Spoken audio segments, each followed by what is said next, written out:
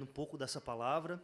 Eu agradeço ao pastor Diego pelo convite, externado a nós. E eu gostaria de convidar você a abrir sua Bíblia lá no Carta aos Hebreus, na Carta aos Hebreus, capítulo 11, versículos de 23 ao 29. Carta aos Hebreus.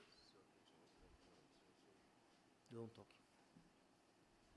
Carta aos Hebreus, capítulo 11, versículo 23 ao versículo 29.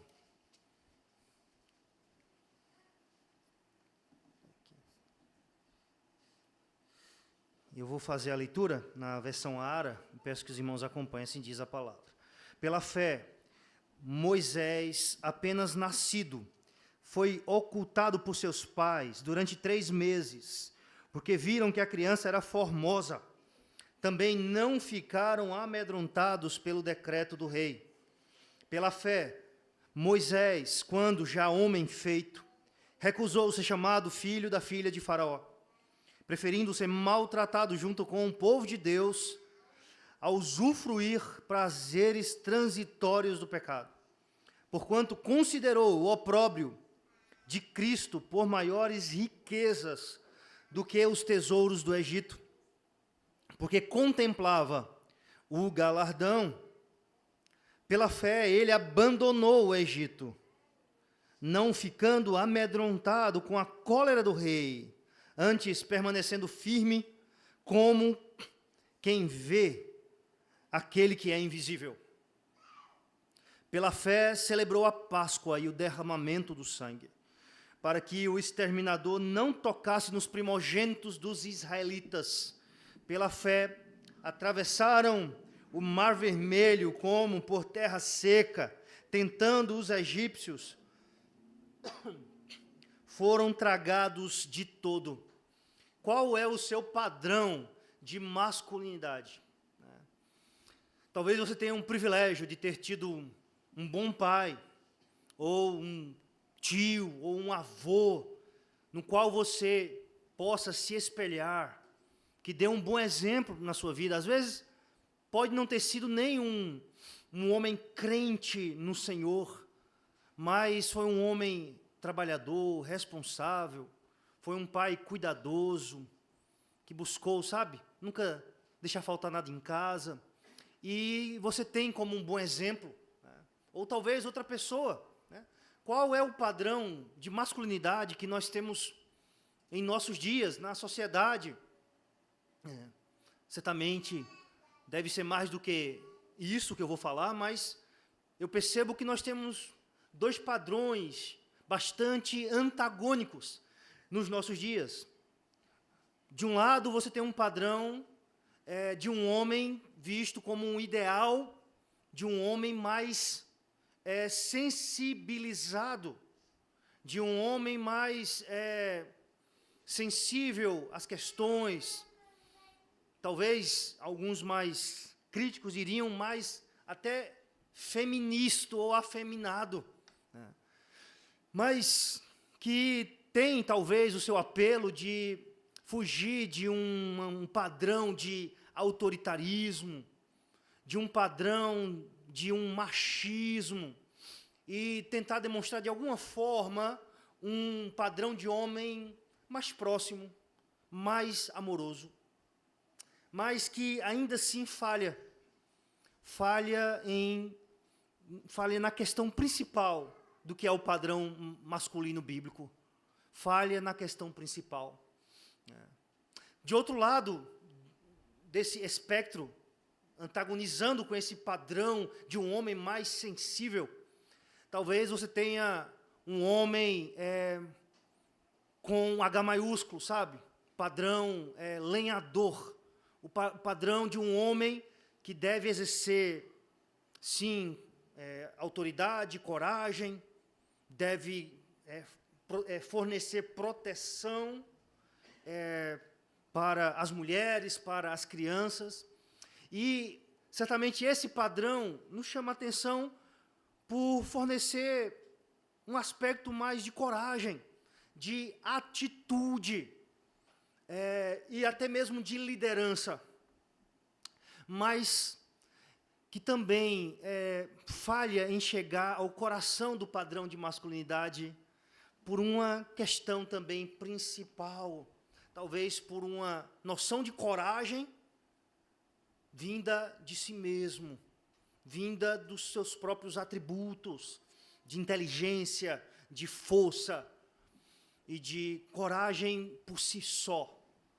Talvez ainda assim falhe em realmente ser o padrão de masculinidade que nós olhamos na Escritura, apesar de certamente ser bastante atrativo para nós que somos cristãos, mas ainda assim falha em chegar ao coração desse padrão bíblico de masculinidade que eu gostaria também de falar a vocês, mas antes nós temos que construir algumas coisas, algumas características, algumas marcas, e eu gostaria de pensar com você essa noite a respeito disso, as marcas de um homem de Deus, através de Hebreus 11, 23 ao versículo 29, olhando a liderança de Moisés, o libertador do Antigo Testamento, mas indo além do próprio Moisés, as marcas de um homem de Deus.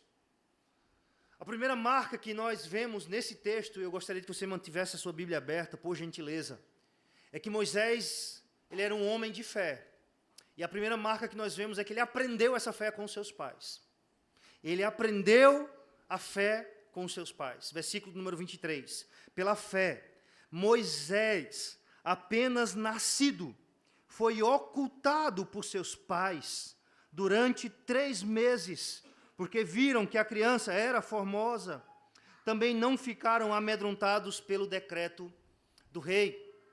A história de vida de Moisés, que é um herói da fé, juntamente com Abraão, os dois, se posso dizer, principais, porque são os que ganham mais atenção no capítulo 11 do autor aos Hebreus, é Moisés e Abraão. Eles são colocados como os principais, nesse aspecto, exemplos de fé para a igreja, para aquela igreja dos hebreus convertidos ao cristianismo, que estavam sendo pressionados a voltar atrás e voltar ao judaísmo que eles tinham por tradição, por família. E também para nós, hoje, continua sendo um exemplo, falando a nós, inspirando-nos, nos encorajando a servirmos a Deus na nossa geração, através do testemunho e do exemplo que esses homens obtiveram. Eles obtiveram bom testemunho de haver agradado a Deus. Mas a história de fé de Moisés não começa com Moisés, mas o autor aos Hebreus chama a atenção para algo que às vezes passa desapercebido. Mas ele chama a atenção para os pais de Moisés. Os pais de Moisés eram da tribo de Levi. Tem uma música que talvez tenha tornado o nome da mãe de Moisés bastante conhecido, Joquebede, e o seu pai, que é Arão. Arão, um nome estranho, difícil de pronunciar. E eles exerceram a fé num momento também crítico, num momento de dificuldade. E disse o texto que pela fé eles esconderam, Moisés foi escondido, durante 3 meses após o seu nascimento. Eles não temeram o decreto do rei, de Faraó, que havia decretado que as crianças hebreias deveriam ser mortas. Eles viam o povo hebreu como uma grande ameaça. A nação de Israel, os hebreus estavam ali no Egito, eles foram para lá na época de José, mas aí veio um faraó que não conhecia José. E passaram alguns anos, muitos anos, 400 anos, e aquela nação começou a crescer lá dentro. Eles escravizaram aquela nação, mas aquela nação ela é fecunda, eles começaram a ter mais filhos do que os egípcios. E eles começaram a crescer e assustar os egípcios, porque eles eram maus, eles começaram a olhar com maus olhos o povo de Deus. Eles disseram, olha, esse povo está crescendo demais. E quando vir uma nação guerrear com a gente, esse povo aqui vai se unir a eles e vai nos derrotar. E vai abandonar o Egito. E aí, então, eles vieram, Faraó teve a brilhante ideia de fazer, talvez, o primeiro controle de natalidade da história da humanidade. Eu não vi falar de outro antes. Na verdade, de um genocídio, de exterminar os filhos dos hebreus. Então, você ter um filho e você esconder o seu filho, era não apenas o seu filho iria morrer, mas você também ia morrer. Era você desobedecer um decreto do próprio Deus. Se você entregasse ali a vida do seu filho, estava sossegado para você.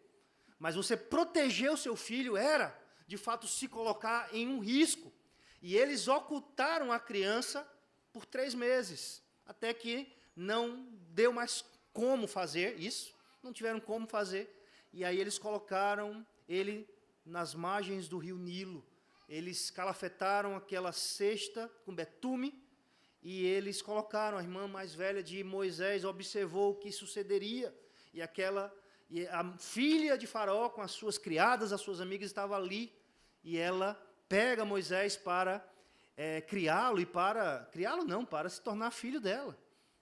E aí, pela providência de Deus, ela pede para que um escravo hebreu tome conta de Moisés e dê leite a ele, até que ele fique fortinho, grandinho, e venha para a casa dela. E essa é justamente Joquebede, pelas mãos de Deus, cuida e cria do seu filho. E certamente ali ela ensina a fé a Moisés. Eles esconderam Moisés pela fé. Por que pela fé? Porque eles viram que aquela criança era formosa. Eles viram algo diferente naquela criança. Estevão, o primeiro mártir da história da igreja primitiva, lá em Atos capítulo 7, na sua pregação, ele disse que ela era formosa aos olhos de Deus. Ela tinha, essa criança, Moisés tinha algo especial. Existe uma tradição da história da igreja, de Flávio Josefo, historiador judeu, que ele diz que os pais de Moisés olharam para Moisés e tinham certeza que ele iria ser o libertador. Por isso que eles esconderam Moisés. Bem, isso não está na Bíblia, mas, de alguma forma, pelo menos para mim, faz bastante sentido. Não tem como dizer que é isso, mas faz muito sentido isso. Eles viram algo em Moisés diferente, um sinal de Deus. Eles conheciam as profecias, eles conheciam as histórias, eles conheciam aquilo que José disse, fez menção dos seus ossos, quando o povo de Deus fosse libertado do Egito. Eles sabiam que iria se levantar um libertador. E eles olharam para Moisés e viram que ele era formoso, viram algo especial nele. E pela fé em Deus, obviamente, eles esconderam Moisés, sabe? Ele aprendeu a fé com os seus pais. Essa fé, meus irmãos, Moisés aprendeu a fé objetiva. A fé objetiva é certamente a fé que nós somos chamados a conhecer e a crer, as histórias, a doutrina, a palavra de Deus, o conjunto de verdades que nós devemos crer, mas também a fé subjetiva, que é exatamente essa fé que é enfatizada em Hebreus 11. É a confiança interior, a certeza de coisas que se esperam, a convicção de fatos que não se veem. Essa fé subjetiva, Moisés aprendeu com seus pais, certamente a objetiva também, mas a ênfase em Hebreus é essa fé subjetiva, é a fé interior, que Moisés aprendeu através do exemplo dos seus pais. Se seus pais tivessem ali temido o decreto do rei e não agido com aquela fé que livrou a vida de Moisés da morte e que foi instrumento de Deus para aquela nação, certamente eles não teriam sido exemplos para Moisés, sabe? A forma como nós reagimos, não somente aquilo que nós ensinamos, mas o nosso exemplo como pai, como mãe, como pai aqui, olhando esse tema, as marcas de um homem de Deus, isso transmite para os nossos filhos. O maior legado que nós podemos deixar para os nossos filhos é a fé em Deus, é a confiança em Deus. Não existe um legado maior que nós podemos deixar para os nossos filhos do que isto. É que nossos filhos cresçam e digam: meu pai era um homem que confiava em Deus. Meu pai era um homem de fé em Deus. Para que eles também sejam homens e mulheres de fé, os nossos filhos. Talvez você não tenha tido um pai que lhe ensinou a fé, como Moisés teve, Arão e Joquebede. Mas talvez você tenha algum irmão que lhe discipulou, algum professor, algum tio, algum irmão na igreja mais velho, pastor, um presbítero, um diácono, que lhe conduziu à igreja, que falou para você do evangelho, que lhe ensinou, e que não somente isso, mas que demonstrou essa fé que você pode perceber pelo exemplo dele. Você lembra daquela, não sei se vocês já ouviram falar daquela frase lá do Benjamin Franklin, que era, né, ateu, e o pessoal diz assim, quando o George Whitefield vinha da Inglaterra pregar nos Estados Unidos, naquele grande despertamento espiritual, as multidões vinham, era uma pregação ao ar livre, e aí perguntaram para o Benjamin Franklin, que era ateu, olha, por que você vem escutar o George Whitefield se você não acredita? Aí ele respondeu, eu venho escutá-lo porque ele acredita. Sabe, essa fé que é demonstrada na sua vida, e que ela traz esse impacto àqueles que são discipulados por você. As marcas de um homem de Deus é um homem de fé. Essa é a marca principal de Moisés. Pela fé, repetido aqui 5 vezes, pela fé. Pela fé, Moisés recusou, pela fé, Moisés abandonou, pela fé, Moisés celebrou, pela fé, Moisés atravessou, ou seja, pela fé, ele foi escondido, é o primeiro pela fé. 5 vezes é repetido isso. De fato, a característica principal de um homem de Deus, a característica que permeia todas as outras, é a fé. É a fé. Ainda que não seja a característica distintiva, porque tanto homens como mulheres são chamados a ter essa fé. Essa é a característica base, ainda que ela não seja a distintiva, que é a última característica que nós vamos falar. Mas ela é a característica base, pela fé, pela fé. Então, quando a gente falar nas outras características, nas outras marcas, lembrem que é pela fé, sempre pela fé. Sempre pela fé. Em segundo lugar, meus irmãos, uma marca de um homem de Deus é saber dizer não, sabe? É ter firmeza, é saber dizer não, é aprender a fé e aprender a dizer não. Nós somos chamados a saber dizer não. Um homem de Deus não é alguém que diz sim para tudo, mas é um homem que tem critério, que tem posições firmes. Posições firmes. E que sabe de lado de quem ele está. E nós somos chamados a ter essas posições. Nos diz o versículo de número 24. Pela fé, Moisés, quando já homem feito, recusou ser chamado filho da filha de Faraó. Quando já homem feito, Moisés, ele tinha 40 anos. E 40 anos aqui era a formação completa de um homem. Moisés, ele foi formado em toda a ciência dos egípcios. E o texto bíblico nos diz que ele era poderoso em obras e em palavras. Ainda que a gente possa ver que ele coloca essa desculpa das palavras, mas ele tinha conhecimento. Ele sabia a erudição egípcia, sabia a diplomacia, o governo egípcio, ele conhecia a história. Ele era um homem preparado, e preparado por Deus, ainda que isso era só metade da preparação. Ele passou mais 40 anos sendo preparado, né? Alguém já disse assim, 40 anos foi o tempo que Moisés levou para se tornar alguém. E depois ele abandonou o Egito, ele passou mais 40 anos no deserto de Midian, aonde Deus o ensinou a ser ninguém. E aí então Deus pôde usá-lo poderosamente, diante da corte do próprio Faraó. Mas ele recusou, quando ele era um homem feito, certamente, esse é o episódio determinante na vida de Moisés, quando ele sai da corte do Faraó, e ele vê o povo de Deus, e ele se torna alguém que se coloca ao lado do povo de Deus. E ele vai ver um escravo hebreu sofrendo nas mãos de um egípcio, de um oficial egípcio, e ele mata aquele egípcio. E ali, realmente, quando ele faz aquilo, é um passo que ele dá que não tem mais volta, que não tem mais retorno. Ali ele, de fato, começa a rejeitar esse título que era um título real, era um título oficial, né? Não é apenas uma maneira que o autor aos Hebreus fala aqui, mas é um título, filho da filha de Faraó. filho da filha de Faraó.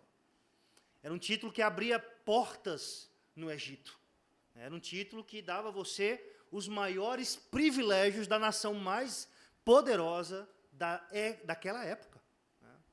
Da nação mais rica, da nação militarmente mais forte daqueles dias. E você ser chamado filho da filha do rei. Era fazer parte e ter todos os privilégios daquela estrutura real que se poderia ter no Egito. Moisés poderia ter o luxo que quisesse. Moisés poderia ter as mulheres que quisesse. Moisés poderia ter o conforto que quisesse. E ele abandonou aquele conforto, aquele luxo, aquele título, para se tornar um escravo junto com o povo de Deus. Ele abandonou a posição social mais elevada da sua época e do seu país para se juntar à posição social mais rebaixada que existia, que era a posição de um escravo hebreu. Ele recusou, pela fé, esse título real. Sabe, Moisés poderia raciocinar, e provavelmente ninguém aqui iria julgá-lo por isso. Provavelmente nenhum aqui, a não ser aquele que é invisível, que está aqui. Mas provavelmente nenhum de nós iria julgá-lo, porque Moisés poderia raciocinar e dizer assim, olha, eu posso tentar ajudar esse povo através da minha influência. Deus me colocou aqui nesse posto tão elevado, através da política, da diplomacia, eu posso interceder junto a esse povo, eu posso tentar, de alguma forma, negociar melhores condições de trabalho, penas reduzidas, uma carga de trabalho menor, sabe? Tirar o 7 por 7, né, mudar para pelo menos 6 por 1.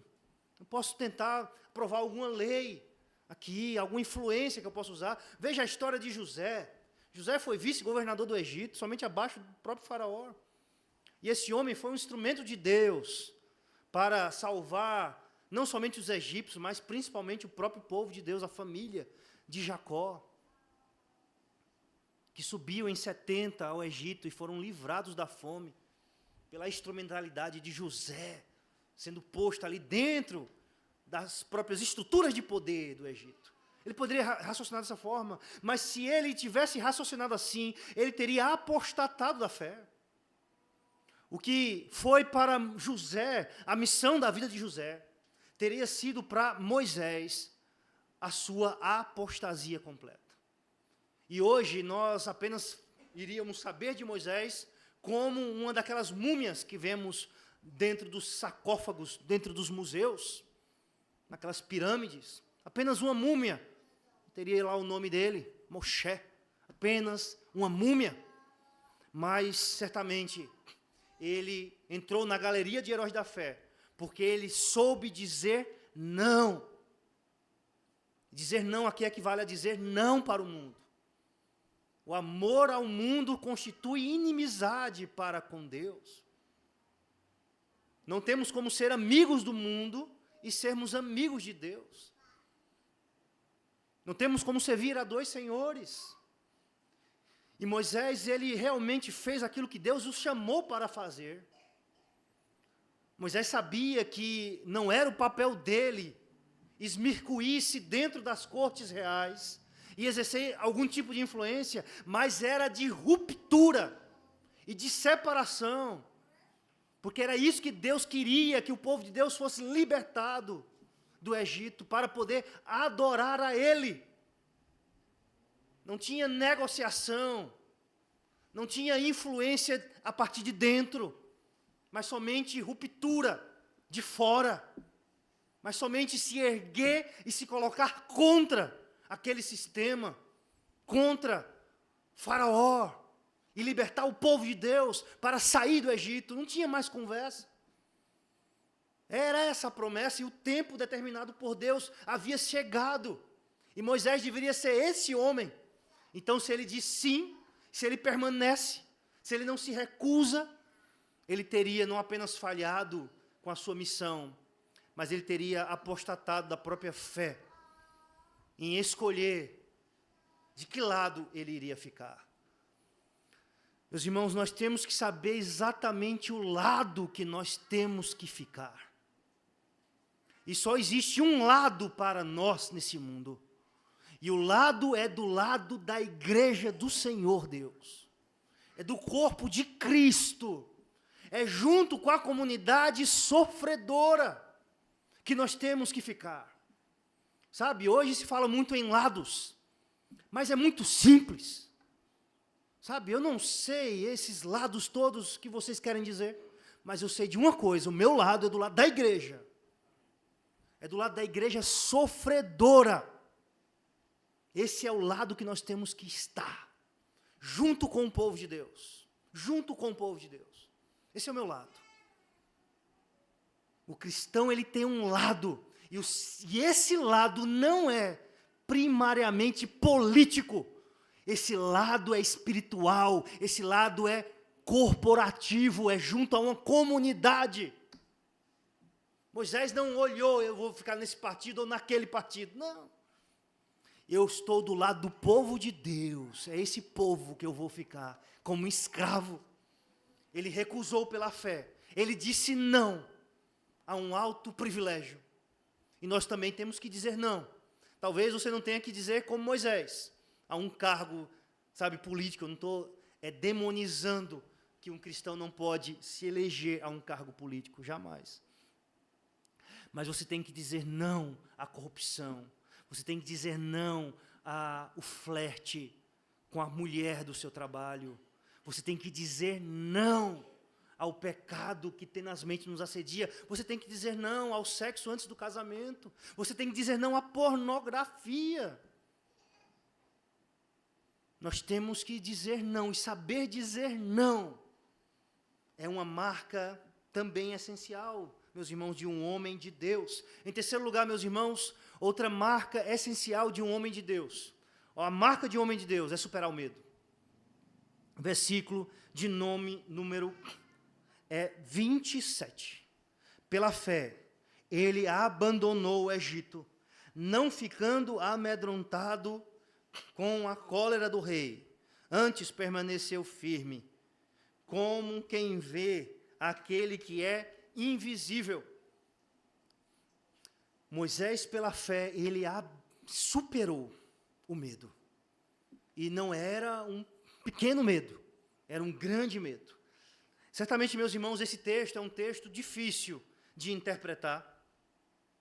Porque se você ler o relato de Êxodo, você vai ver que depois que Moisés matou o homem, no outro dia ele foi separar uma briga entre dois hebreus, perdão. Eles não eram chamados de judeu. E aí um que estava batendo no outro vai dizer assim, olha, quem foi que te construiu juiz sobre nós? Vai fazer a mesma coisa que você fez com aquele egípcio ontem? Vai nos matar também? E aí, quando Moisés ouviu aquilo, Moisés temeu. Porque ele disse, olha, ficaram sabendo. Isso aí vai chegar no faraó, vai todo mundo saber, e a minha vida está em risco. E Moisés temeu, e ele abandonou o Egito. E ele fugiu para a terra de Midian, ali onde ele encontra o seu sogro, o sacerdote midianita, e ele se casa com uma das suas filhas, chamada Zípora. Moisés diz que ele teve medo, mas o autor aos Hebreus, ele diz, pela fé, abandonou o Egito, não ficando amedrontado com a cólera do rei. Como podemos interpretar isso? Alguns dizem que esse abandonou não se refere a essa primeira parte de Moisés, mas sim, por exemplo, João Calvino pensa assim, no seu comentário de Hebreus, mas sim ao processo posterior. Mas isso pareceria quebrar o ritmo da narrativa, que é um ritmo cronológico. Ele abandona, depois ele volta para desafiar o rei, e ele coloca as 10 pragas, e aí você tem a celebração da Páscoa, a 10ª e última praga, e depois ele atravessa o mar. E essa é uma ordem cronológica, né? E essa interpretação, ela quebraria essa ordem cronológica, para dizer que ele abandonou depois, mas não agora, quando tinha 40 anos. E, de fato, a leitura mais simples é que ele abandonou aqui, quando ele mata um oficial egípcio, e ele foge para Midian. Ali já existe esse primeiro abandono. De fato, depois ele não volta mais para o Egito. Ele só volta para confrontar, era essa palavra que eu queria dizer, Faraó com as 10 pragas, do capítulo de 4 a 10 de Êxodo. Né? Mas ele não volta, de 4 a 12 de Êxodo, mas ele não volta mais para o Egito. Né? Então, como nós podemos pensar que esse homem não temeu, quando o texto de Êxodo coloca que ele teve algum tipo de medo? Né? E eu penso que a maneira que nós podemos pensar sobre isso é que ele superou esse medo. Ou seja, o fato dele ter fugido ali naquele momento não é prioritariamente por medo, porque ele já demonstrou fé. A partir do momento que esse homem saiu do palácio, que esse homem se colocou do lado do povo de Deus, que esse homem matou um oficial egípcio, no outro dia ele foi separar a briga do povo. Ali ele já tinha dado um passo e não podia mais voltar atrás. E aquele passo, você pode discutir se foi certo ou errado ele ter matado, mas você não pode discutir a motivação dele. A motivação dele foi certa. Ou seja, ele agiu pela fé. Ele agiu porque esse é o meu povo. E eu não vou deixar isso, não vou deixar isso acontecer. Ele se indignou com aquilo ali. Você pode dizer se ele exagerou na sua indignação, mas você não pode dizer que ele não tenha agido com bons motivos. Ele já tinha fé naquele momento. Ele já tinha decidido naquele momento. Ele já tinha recusado esse título. Entende? Então, ele não foge do Egito porque ele está morrendo de medo de Faraó. Ainda que naquele momento, certamente, até prudência. Né? Nós não termos medo nessa vida é impossível. Um homem de Deus não é um homem que não tem medo. Né? Embora que nós não aceitamos aquela fala que diz assim, o medo é que nos mantém vivo. Não, quem nos mantém vivo é Deus, não é o medo. Mas é natural ter medo em algumas situações, é natural. Senão nós seríamos loucos, né? Nós não seríamos normais. Se Moisés não tem medo ali quando ele ouve um negócio daquele, vai todo mundo saber e ele vai estar ali achando que nada vai acontecer, ele não seria muito normal. Mas não quer dizer que ele fugiu como um homem medroso. Porque ele tinha a fé. Isso era o principal na vida dele. E o autor aos Hebreus nos deixa isso claro. Nessa releitura inspirada pelo Espírito Santo. O autor aos Hebreus deixa isso claro para a gente. Não pensa, igreja aos Hebreus, de judeus convertidos, não pensa que Moisés era um homem medroso, tá? Ele era um homem como nós. Mas ele não era um homem medroso, ele era um homem temente a Deus. Ele era um homem que tinha fé em Deus. E certamente, mesmo que ele tenha tido algum tipo de medo ali, que é até normal, mas ele superou um medo que poderia paralisá-lo. Um medo que poderia não levá-lo a confrontar Faraó. É tanto que 40 anos depois, esse homem volta para o Egito. E ele volta para confrontar o rei, o homem mais poderoso da sua época. Ele superou o medo. Agora, ele superou o medo não é por um padrão de masculinidade, sabe? Do homem que treina jiu-jitsu. Eu não tenho nada contra treinar jiu-jitsu, eu já treinei. Um homem que faz musculação, sabe? Toma whey protein, come carne vermelha, a dieta da roça. Não. Mas ele superou o medo, porque ele creu em Deus. Ele contemplou como aquele que vê, aquele que é invisível.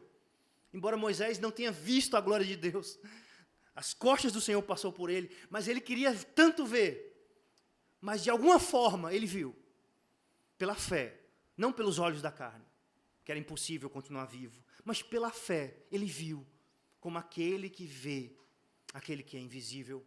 Moisés não temeu, não ficou amedrontado. Quem não ficou amedrontado também? Com quem Moisés aprendeu isso? Versículo 23. Pela fé, Moisés foi escondido pelos seus pais, não temeram o decreto do rei. Os pais de Moisés não ficaram amedrontados. Moisés, agora no versículo 27, não fica amedrontado. Ele aprendeu isso com os seus pais. Ele aprendeu isso com o seu pai. E ele não fica amedrontado, ele supera o medo pela fé em Deus, por contemplar aquele que é invisível. O medo faz parte da nossa vida, mas quando nós vivemos uma vida corandel, esse medo pode e é superado. E essa carta aos Hebreus foi escrita para esses homens, para essas mulheres, superarem um medo que os levariam esse medo a voltar ao judaísmo. Essas pessoas estavam perdendo a própria casa, por terem se convertido ao cristianismo. Elas estavam sofrendo pressão da própria comunidade judaica. Elas estavam sendo expropriadas. Sabe? Estavam sendo perseguidos. Sabe, você fazer parte de uma seita a vida toda, e você romper com aquela seita. Quantas pessoas não têm sofrido um tipo de pressão parecida, talvez ainda menor, mas ainda assim parecida em nossos dias? Porque abandonaram a seita. E essas pessoas tinham que ser encorajadas a não voltarem atrás, mas a seguirem adiante na fé em Cristo. E a olharem o exemplo do próprio Moisés. Elas não deveriam voltar para Moisés, mas elas deveriam fazer o que Moisés fez, que era ir até Cristo. E elas deveriam ser encorajadas. Então, esse padrão bíblico de coragem, nós temos que ter para nós, homens. Nós somos chamados a ser corajosos, não baseado em nós mesmos, ou em algum perfil, ou em alguma técnica adquirida. Embora eu não seja contra adquirir técnicas, ótimo. Mas a nossa confiança está em Deus, que é maior do que Faraó. Porque senão nós vamos sucumbir. Moisés é um homem que não teme a cólera do rei. Sabe o que é isso? Você imagina você se postar diante de um homem como Vladimir Putin dos nossos dias? Sabe? O que é um homem que, olha, abre uma maletinha, aí tem um botãozinho vermelho lá, aí ele assim, aperta, sobe o míssil, vai com uma ogiva nuclear, explode o Brasil. E você se colocar diante de um homem como esse, com coragem, você desafiar o homem mais poderoso daqueles dias. Somente que você pode contemplar alguém que é maior e mais poderoso, infinitamente mais do que aquele homem. Porque as pessoas vão dizer assim, esse cara é louco. Mas, na verdade, ele era o cara mais racional que existia. Porque ele viu e contemplava alguém muito maior. E quando você contempla Deus, não tem como esse medo que nós temos. E esse medo pode ser de várias formas. Não tem como ele não ser superado. Pela fé em Deus, que é infinitamente maior, nós somos chamados a superar o nosso medo e sermos homens de coragem em nossa geração.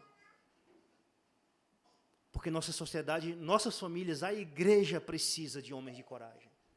A igreja precisa de homens de coragem. E nós somos chamados a ser homens de coragem. Pela fé, pela contemplação daquele que é invisível, mas real. Meus irmãos, em quarto lugar, em terceiro lugar, ele superou o medo, e em quarto lugar, ele celebrou o ordinário, versículo de número 28.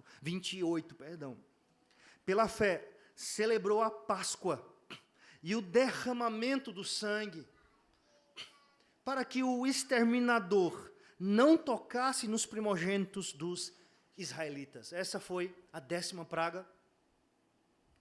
E no capítulo 12 de Êxodo, você lê a respeito da instituição da Páscoa, que era celebrada anualmente em Israel. E isso foi colocado entre os meses de março e abril, final de março, começo de abril. E eles deveriam pegar um cordeiro macho sem defeito, sem mácula, sem mancha. E eles deveriam matar aquele cordeiro, derramar o sangue daquele animal e pegar aquele sangue e passar nos umbrais das portas das casas dos hebreus. E naquela noite o anjo da morte iria passar por toda a terra do Egito. E as casas que não tivessem a marca nos umbrais das portas do sangue do cordeiro, os primogênitos dos filhos, os filhos primogênitos iriam ser exterminados. E essa foi a forma como Deus livrou aquele povo. Eles deveriam comer a Páscoa, a refeição da Páscoa, de lombos cingidos, prontos, sandálias nos pés, cinto na cintura amarrando, a roupa pronta, prontos para partir. Eles deveriam comer apressadamente, por isso que eles iam comer com pães sem fermento, pães asmos. Deviam comer com ervas amargas, para que eles se lembrassem daqueles dias de aflição, de escravidão. E eles deveriam comer aquela carne do cordeiro totalmente, não deixar sobrar nada. Se não fosse suficiente para uma família, deviam chamar os vizinhos para comer juntos. E se ainda assim sobrasse alguma carne, eles deveriam queimar completamente, como um sacrifício cabal ao Senhor. E foi assim que Moisés liderou esse povo a celebrar essa Páscoa pela fé. Obedeceu ao Senhor esse mandamento que o Senhor deu. Faça isso e vocês vão viver. E não faça isso e você vai morrer. E seu primogênito vai morrer. E eles confiaram naquilo, que parecia ser algo estranho. Talvez Moisés nem entendeu completamente como o sangue do cordeiro pode me salvar. E a Páscoa é esse passar, porque o Senhor passou. E o Senhor impediu que o anjo destruidor matasse os primogênitos, cujas casas fossem marcadas pelo sangue do cordeiro. Naquele dia, naquela noite, o Senhor passou. Mas bem, meus irmãos, Moisés celebrou o ordinário. Essa palavra ordinário certamente é uma palavra um pouco desgastada em nossos dias. Mas ordinário aqui quer dizer aquilo que se repete. Aquilo que, por ser repetitivo, se torna comum na vida da igreja. Aquilo que, por ser repetitivo, se torna ordinário. Como algo sempre ordenado para ser realizado. Ordinário. Moisés foi um homem que celebrou o ordinário. Essa é uma marca de um homem de Deus. Celebrar o ordinário. Você imagina que Moisés estava naquela noite tão desafiadora, ameaçado de morte pelo faraó, pelo rei do Egito, no meio de um conflito político e militar com a nação mais poderosa. E a sua nação, qual era o exército que Israel tinha? Quais eram as armas que Israel tinha? Israel estava pior do que o Brasil no cenário de uma guerra mundial. Ele não tinha arma nuclear, não tinha nada. O Brasil ainda tem, né, umas coisinhas para fazer umas graças, mas Israel não tinha nada. Mas naquela noite, Deus fez: Moisés, celebra a Páscoa, celebra o derramamento de sangue. Mas, sabe, ele poderia ter questionado Deus, você está brincando comigo? No meio de um conflito desse, não era para a gente estar se preparando, a gente está articulando aqui, pensando, fazendo, organizando alguma coisa diferente. E vou comer, fazer uma refeição, mandar esse povo todo, olha, vão para casa, comam. Coloca o sangue na porta. Mas isso é uma arma. Celebra o ordinário. Celebra o ordinário. Porque não existe nada mais importante do que celebrar o ordinário. A Páscoa foi algo extraordinário. Sim, foi. Mas veja, a Páscoa era repetida todo ano. Uma vez ao ano o povo de Deus se reunia em Israel, ano após ano. A Páscoa era a celebração. Era uma das 3 principais festas do povo de Israel. E eles faziam aquilo anualmente. Era algo comum. Mas Moisés instituiu esse algo comum nesse momento, sim, extraordinário. Mas ainda assim ele celebrou algo que se tornou ordinário no meio do povo de Deus. Sabe, nós homens temos que ser líderes da nossa casa, em cultuarmos ao Senhor, em ouvirmos a sua palavra, em orarmos, em lermos a palavra, em utilizarmos os meios de graça, dos meios ordinários que Deus nos deu. Não temos como ser homens de Deus se não celebrarmos o ordinário, o comum. Porque não existe nada mais importante do que para a gente fazer. Amanhã não existe nada mais importante do que você estar aqui de manhã, do que você estar aqui pela noite. Não existe nada mais importante para você fazer. Lavar seu carro não é mais importante do que estar aqui na igreja. Ir no shopping, aqui não sei se tem shopping, mas ir fazer compras, nada mais importante do que você parar e comer o cordeiro, e cultuar o Senhor, em participar dos meios de graças, comunhão, oração, pregação da palavra. sacramento, cultuar, celebrar o ordinário. Mesmo em meio a um conflito, mesmo em meio à guerra, Moisés celebrou o ordinário. Celebrar o ordinário na pandemia, celebrar o ordinário em ameaças de guerra, de fome. Nós somos chamados a não abandonarmos a celebração do ordinário. Em último lugar, meus irmãos, penúltimo lugar, perdão, em quinto e penúltimo lugar, Moisés exerceu liderança piedosa. Exerceu liderança piedosa. Versículo de número 29.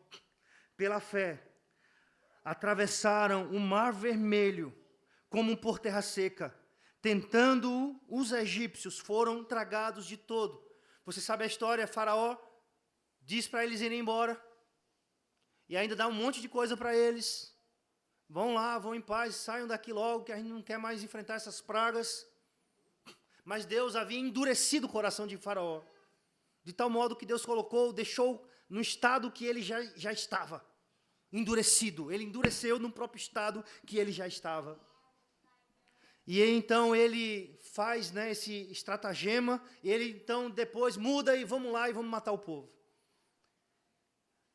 E o povo de Deus está ali, saindo, feliz da vida, e de repente eles sabem que o exército egípcio está atrás deles. E eles começam a murmurar contra Moisés. E Moisés então dá aquela palavra para eles, dizendo que Deus iria livrar o povo, com muita confiança. Mas imagina, aquele povo está ali, e eles olham para trás, sabe, se ficar o bicho pega, se correr o bicho come, não é isso? Eles olham para os egípcios, e olham para frente e veem o mar vermelho. Dizem, e agora, vamos fazer o quê? Como é que a gente vai entrar nesse mar? Como é que a gente vai passar por isso? Então eles se veem sem saída alguma.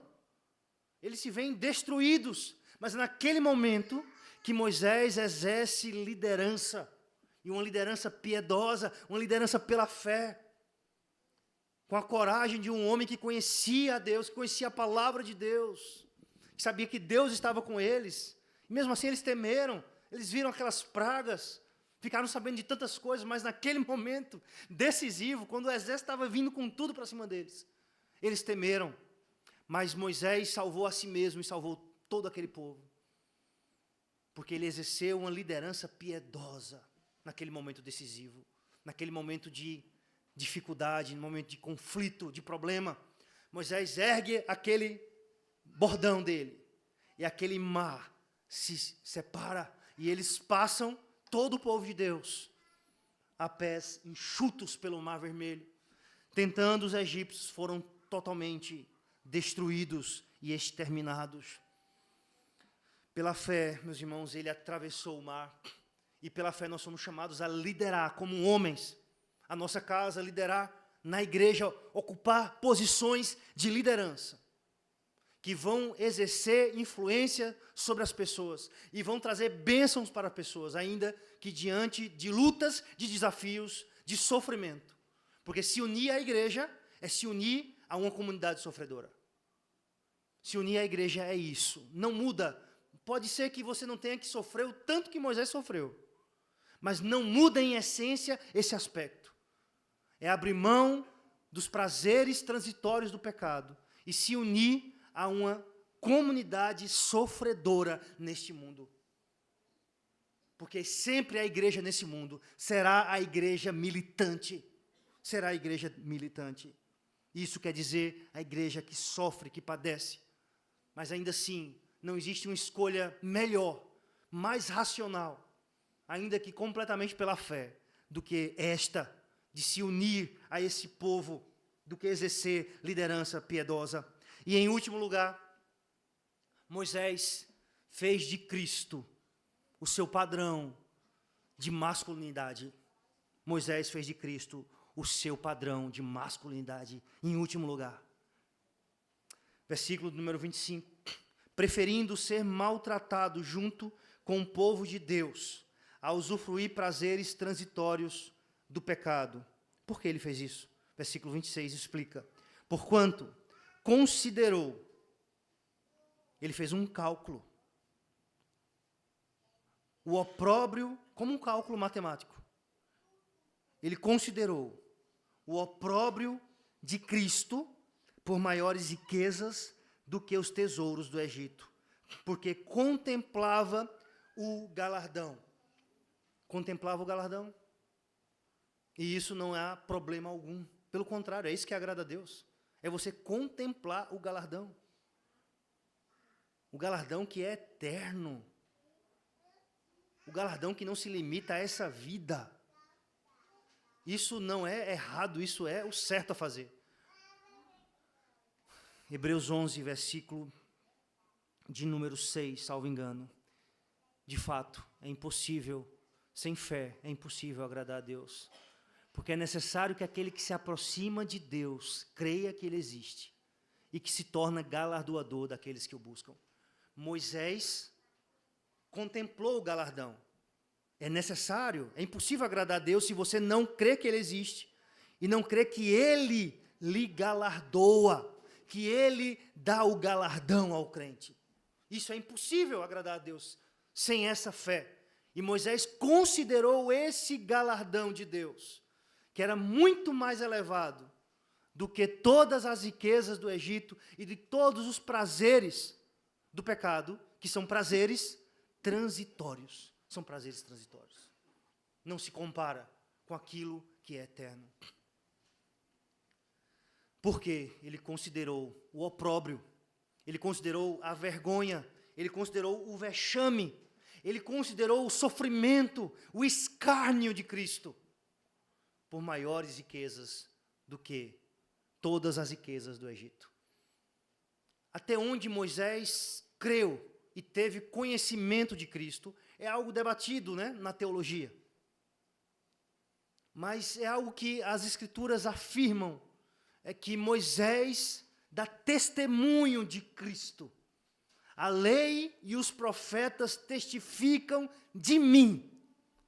Moisés escreveu sobre Cristo. Sabe, se Abraão, que era anterior a Moisés, muito anterior a Moisés, viu os dias de Cristo, você acha que Moisés também não contemplou? Quem é que estava juntamente com Elias no monte da transfiguração com Cristo?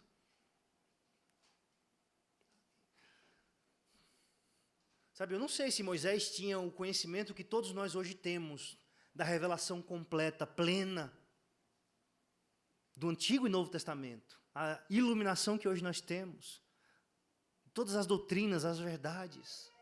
Mas certamente Moisés considerou, contemplou a distância, Cristo Jesus, e no Monte das Transfigurações, bem de perto, bem de perto. Ele considerou Cristo.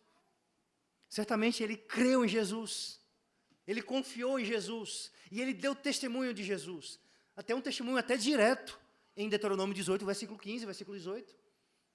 Deus mesmo vos suscitará um profeta semelhante a mim, a ele vocês ouvirão.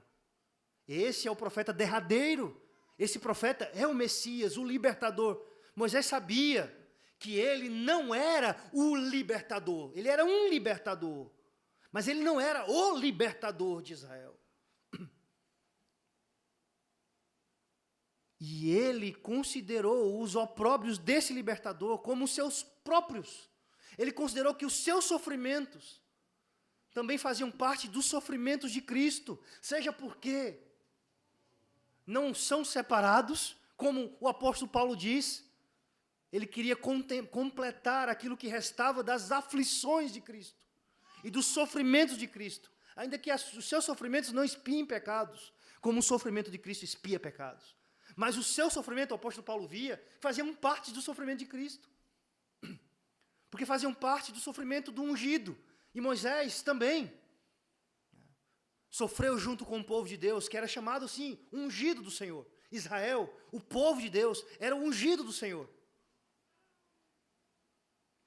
Coletivamente, como Cristo é ungido do Senhor, individualmente.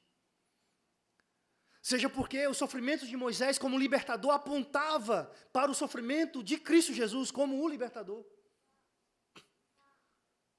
Sabe, Moisés, ele abandonou o Egito. Porque ele tinha que abandonar, senão ele iria apostatar da fé.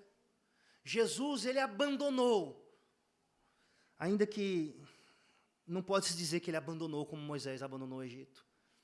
Porque ele abriu mão dos privilégios da divindade, mas ele se humilhou e foi exaltado pelo Pai à sua direita. E ele voltou como Deus homem e se sentou ao lado de Deus. Ele não abandonou como Moisés, né? Mas ele abriu mão de algo muito maior do que Moisés. Ele abriu mão dos privilégios, da glória eterna. Ou melhor, não posso dizer da glória eterna. Não vou cair no erro da kenosis, dos hereges, né? Mas ele abriu mão dos privilégios da divindade. Ele não julgou o ser igual a Deus como algo que ele deveria se apegar. Ele não julgou por usurpação o ser igual a Deus. Ele abriu mão de muito mais do que Moisés. E ele se sujeitou à própria lei. Ele, sendo legislador universal, se tornou alguém que deveria guardar a lei. Ele nasceu numa condição humilde, ele morreu à morte de cruz. Ele partilhou de todos os sofrimentos. Ele se tornou um de nós. E se juntou a um povo escravo, não do Império Egípcio, mas do Império Romano. A sua humilhação foi muito maior do que Moisés. Sabe, os leitores dessa carta sabiam muito bem, quando o autor aos Hebreus, nós não sabemos quem é. Às vezes eu penso que pode ser o Tito, mas esse é apenas um pensamento de alguém limitado. Mas eles sabiam muito bem que o Cordeiro, que de fato nos salva, nos liberta, não é um animal. Mas o Cordeiro, sem mancha, sem mácula, na verdade é uma pessoa, e é Jesus Cristo. Ele é o Cordeiro de Deus. É pelo seu sangue que nós somos libertados da escravidão do pecado, da escravidão desse mundo, da escravidão de um tirano maior do que Faraó, que é Satanás. E nós somos libertados do Egito e vamos para uma terra que é melhor do que a terra prometida, a terra de Canaã, a qual ela era apenas uma prefiguração. Os leitores aos Hebreus sabiam muito bem, mas o ponto é justamente esse. O ponto é, vocês estão vendo isso aqui? Se o sangue daquele cordeiro, daquele bichinho, sabe, o que um animal pode fazer? Se Deus usou aquele sangue para libertar aquele povo, o que você acha que Deus vai fazer com o sangue de Jesus, que é o filho dele? Se Deus pegou aquele sangue daquele animal e libertou aquele povo de uma maneira tão grandiosa, o que ele vai fazer por vocês? Não com uma marca visível e física numa porta de uma casa, mas na alma e no coração, o sangue de Cristo pela fé. Quanto mais você que tem o sangue de Cristo, que tem a marca do sangue de Cristo, Deus não vai fazer por você. Deus que enxerga, que vê, não vai fazer por você. Não vai te salvar, não vai te libertar. Você não tem razão nenhuma para voltar ao judaísmo. Você não tem razão nenhuma para voltar a alguma seita de onde você saiu. Nenhuma. Você tem que seguir pela fé. Você não tem como voltar a Moisés, porque o próprio Moisés está indo a Cristo. E você é chamado a andar junto com ele. Capítulo 12. Olhando firmemente para o autor e consumador da nossa fé. Você é chamado a ir com Moisés até o verdadeiro libertador. Não a voltar para Moisés. Ele não está mais lá. Da mesma forma, nós somos chamados a superar o medo, a confiar no Senhor. A fé em Deus é melhor do que qualquer Rivotril. A fé em Deus é melhor do que qualquer consulta, terapia.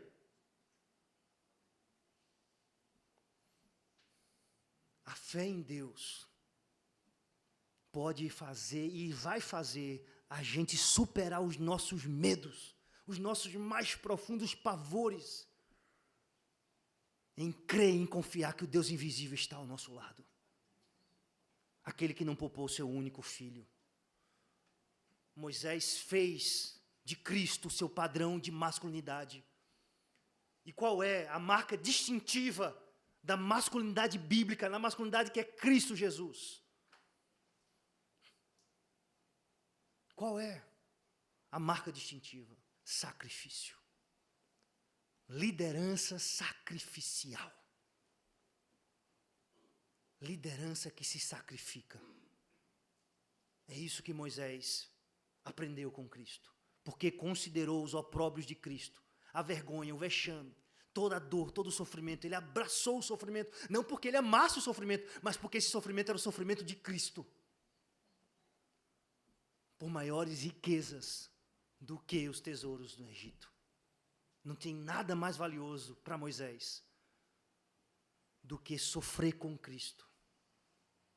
Longe de mim esteja gloriar-me a não ser na cruz do nosso Senhor Jesus Cristo, pela qual eu estou crucificado para o mundo, pela qual eu abandonei o mundo, pela qual eu disse não ao mundo. E o mundo está crucificado para mim. Não existe nada mais valioso. E é esse padrão de Cristo, a liderança que se sacrifica. C.S. Lewis, ele usou essa comparação, que ainda assim é uma comparação que não consegue transmitir tudo. O que é a cruz de Cristo?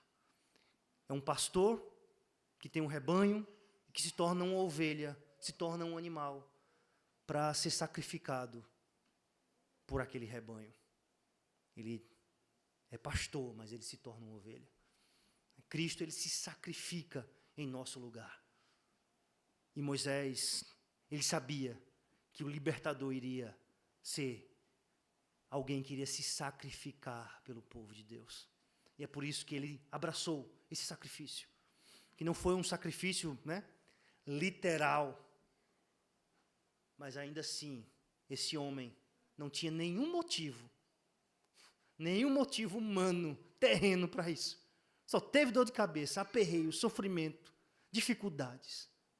Ele poderia ter tido uma vida confortável, fácil, mas só teve luta, desafio e dificuldade.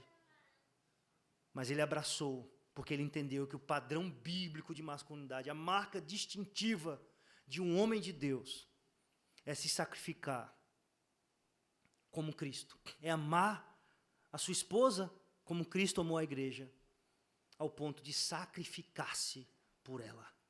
Essa é a marca distintiva do padrão bíblico de masculinidade, que é o varão perfeito, que é o nosso Senhor e Salvador Jesus Cristo. Nós somos chamados a imitar a Ele, a crer nele, a confiar nele. Ele está conosco. Senhor nosso Deus, te oramos, damos graças, ó Pai, porque podemos ver em Moisés um testemunho para nós, um encorajamento para as nossas vidas, diante dos desafios que nós temos, mas aprendermos com ele, o mais importante, que ele não é o nosso padrão, mas Cristo é o nosso padrão. Ele é o padrão perfeito, o Cordeiro de Deus. Ele cumpre perfeitamente aquilo que o próprio Moisés não cumpriu.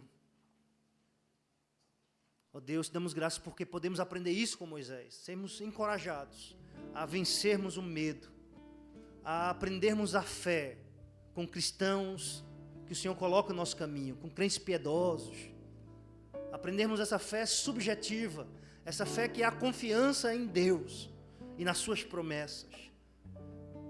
Ó Deus, que possamos assim nos aproximar de Ti, crendo não somente que o Senhor existe, mas que o Senhor se torna galardoador daqueles que te buscam, que o Senhor ouve e responde à oração, que o Senhor, pela graça e não pelos méritos, recompensa aqueles que te buscam, que o Senhor tem bênçãos muito maiores do que qualquer coisa que esse mundo pode nos dar. E que vale a pena que a gente possa fazer esse cálculo, que a gente possa pensar bem, considerarmos bem, que o teu galardão, a vida eterna, é muito mais valiosa do que qualquer coisa desse mundo. E que aquilo que nos traz essa vida eterna, o sacrifício de Cristo, é mais valioso do que qualquer coisa, porque é por Ele que nós somos comprados, pelo sangue do Cordeiro, mais precioso que qualquer prata, do que qualquer ouro que pode ter nesse mundo. Te damos graças por isso, que possamos assim viver pela fé nas Tuas promessas, e exercermos, ó Pai, uma liderança piedosa em nossa família, em nossa igreja e em nossa sociedade, como homens de Deus, dispostos a te seguir por onde quer que tu fores. Em nome de Jesus é que nós te oramos. Amém.